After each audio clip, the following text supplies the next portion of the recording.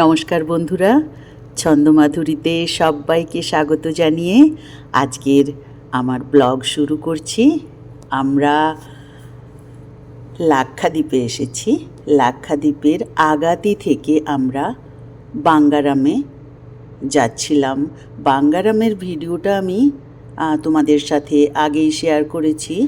তো আজকে কেন, আজকে একটা স্পেশাল জিনিস আছে কি বাঙ্গারামের রেস্টুরেন্টটা কেমন দেখতে। ওখানে এত কস্টলি রেস্টুরেন্ট, সেটাই আজকে শেয়ার করব। আর এর সঙ্গে শেয়ার করব বাঙ্গারামের পাশেই আর একটা আইল্যান্ড তিন্নাকারা, ওখানের জায়গাটা কেমন। আমরা ঢুকে পড়েছি রেস্টুরেন্টের মধ্যে। একটাই রেস্টুরেন্ট, ভীষণ কস্টলি, কিন্তু এখানে খাওয়ার ভীষণ সুন্দর, মানে এত ভালো ভালো আইটেম এখানে সাজানো গোছানো। আমরা গিয়েছিলাম ডিসেম্বরে, তো ক্রিসমাসের সময় একদম কি সুন্দর করে এরা সাজিয়ে রেখেছে। এখানের ভাইবটাই আলাদা। লাক্ষাদ্বীপ আসতে হলে পারমিশনের দরকার হয়, অনেক রকমের পারমিশন নিয়ে তবেই লাক্ষাদ্বীপ আসা যায়। কিন্তু আসার পরে আমরা দেখছি যে এখানে এসে আমরা হয়তো অনেক পারমিশন নিতে হয়েছে, কিন্তু এত ভালো জায়গাটা, লাক্ষাদ্বীপের আশেপাশে যে দ্বীপগুলো আছে, আইল্যান্ডগুলো আছে, ভীষণ ভীষণ সুন্দর। আমরা এখানে খাওয়া দাওয়া যা করেছিলাম, কিছু খুব বেশি আমরা খাওয়া দাওয়া করিনি, কারণ আমাদের যে ফেরির মধ্যেই আমাদের খাওয়ার দাওয়ার আছে, আমরা নিয়ে এসেছি। তো এখানে জাস্ট একটু এক্সপ্লোর করার জন্য আমরা খেলাম। আসবো কোথাও খাবো না তা তো হয় না, তো আমরা একটুখানি খেয়েছিলাম। আগের ভিডিওতেই আমি তা কিছুটা দেখিয়েছিলাম।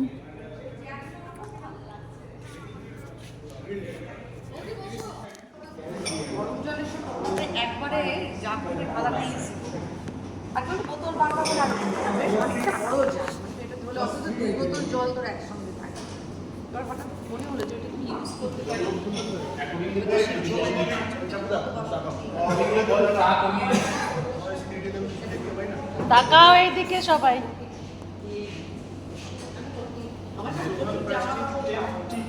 ভিডিও এই তুই দেখ এদিকে Biju.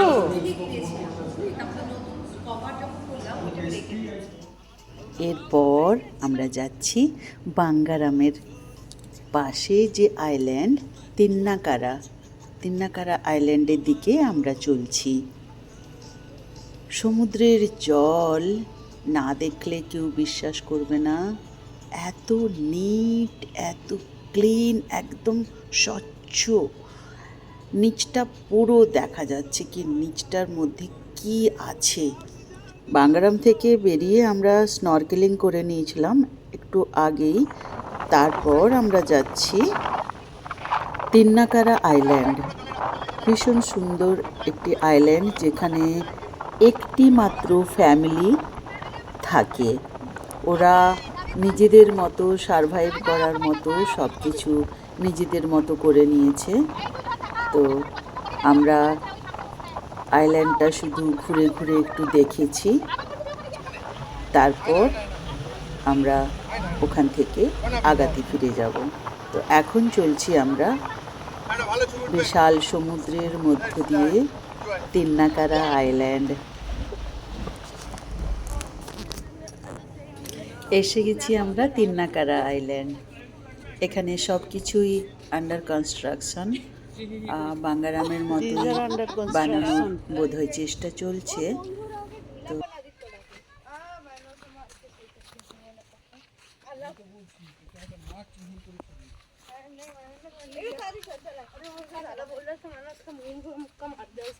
nothing to be proud of really. Nothing to nothing to be proud of. अगर आपने उसका सर टेबल पे पटका है ना, there's nothing to be proud of. I'm but so proud he stopped calling him. And now I call him Coco. See?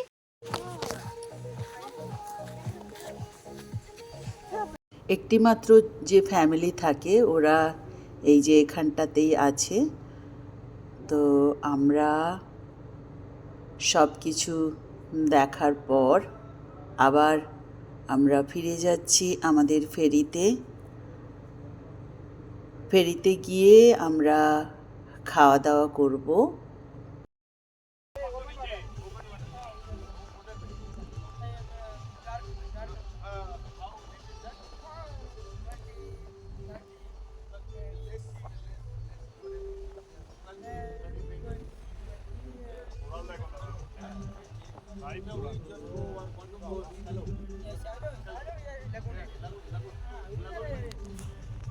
এটা বেঁকে গেছে, এমনি উঠে যাও না পট্টাদা।